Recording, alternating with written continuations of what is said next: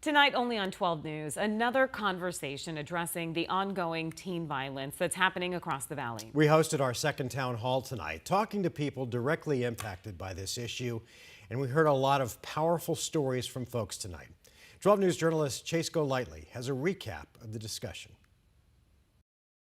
As much as tonight was about sharing stories, it was also about finding solutions.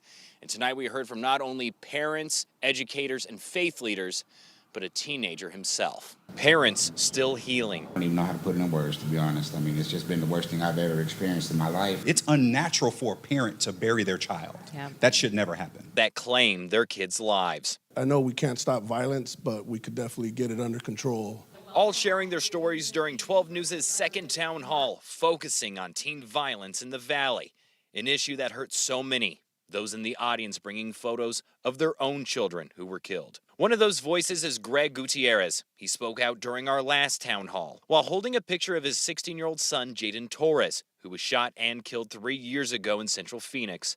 A murder that still hasn't been solved. Something got to be done, you know. Not only did we hear from parents, but educators like Larry McGill Jr. He was Jaden's high school principal at South Point High School, who has seen other students at his school killed because of the violence. We have families that are coming to us that are broken and in a bad way.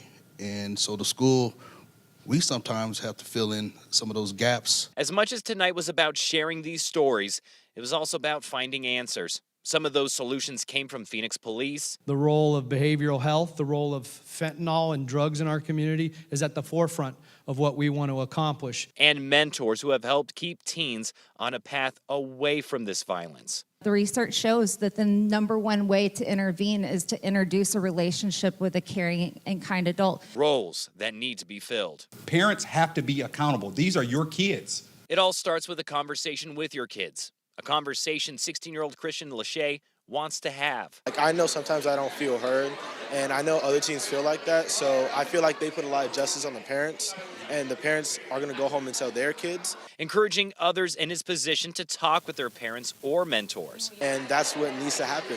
We need to be heard, and we need to share our stories and get the help we need. Using a saying we've heard over and over again as to why these attacks happen in the first place. Hurt people hurt people. It affects so many people, and it doesn't get talked about enough. I see the pictures around this room, and it breaks my heart.